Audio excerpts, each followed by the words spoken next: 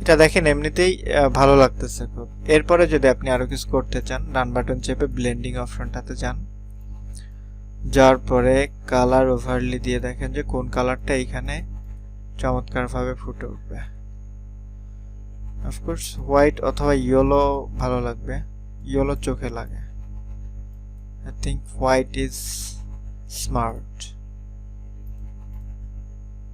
এগুলো একদম ভালো লাগবে না। দেন ওকে, এবার এটাকে আবার চেঞ্জ করে দেখেন হোয়াইট কালারে এটা কোনটা।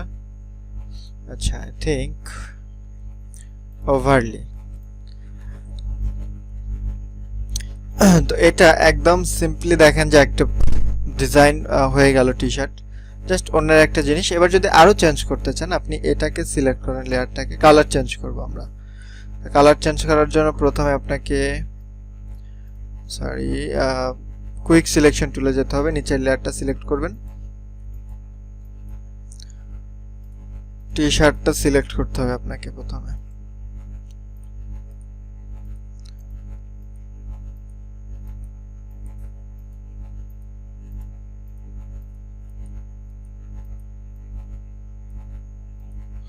টি শার্টটা সিলেক্ট করার পরে নিউ লেয়ার বলতে এখানে হচ্ছে হিউ স্যাচুরেশন যেটা, এটাতে ক্লিক করবেন। ক্লিক করে প্রথমটা হালকা করে ঘোরান, আপনার পছন্দের রং যেটা সেটাতে আপনি রেখে দেন।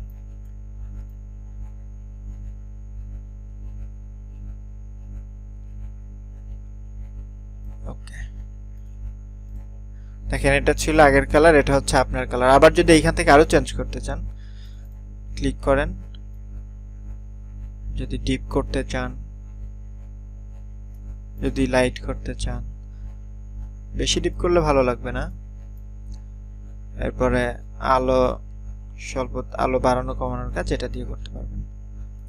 ব্যাস, দেখেন আগেরটা বর্তমানটা কত পরিবর্তন হয়ে গেছে।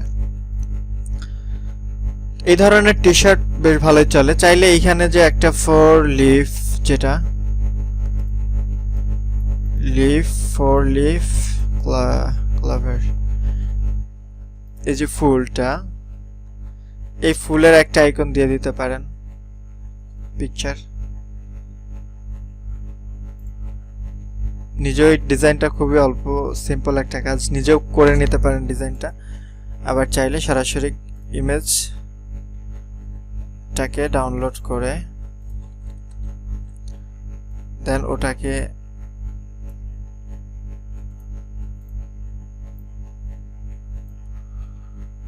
এটা ওয়েব পেজ আকারে ডাউনলোড হয়েছে।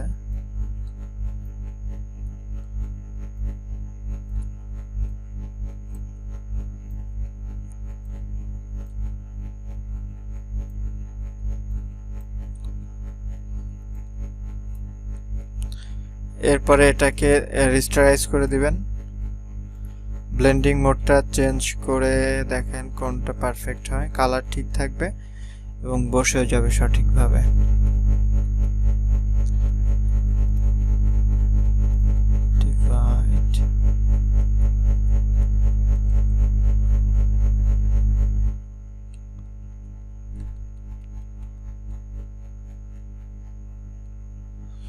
আচ্ছা, আমার মনে হয় এটাই ভালো লাগতেছে, ব্যাকগ্রাউন্ড কালারটার সাথে মিশে গেছে। আবার চাইলে আরেকটা কাজ করা যায়, এটাকে নিচে দিয়ে এটার অপাসিটিটা যদি আরেকটু কমায় দেন ভালোই লাগবে।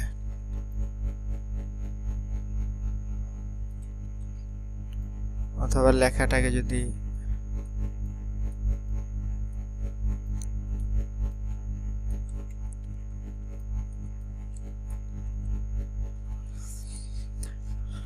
এইভাবে আপনি খুব অল্প সময়ের মধ্যে চমৎকার নিজের পছন্দ মতো একটা টি শার্টের কালার এবং ডিজাইন করে ফেলতে পারেন, যেটা খুবই কম সময় সাপেক্ষ এবং খুবই ভালো মানের। আশা করি বুঝতে খুবই সহজ হয়েছে এবং ভালো লাগছে। নিজে একবার প্র্যাকটিস করেন। ধন্যবাদ।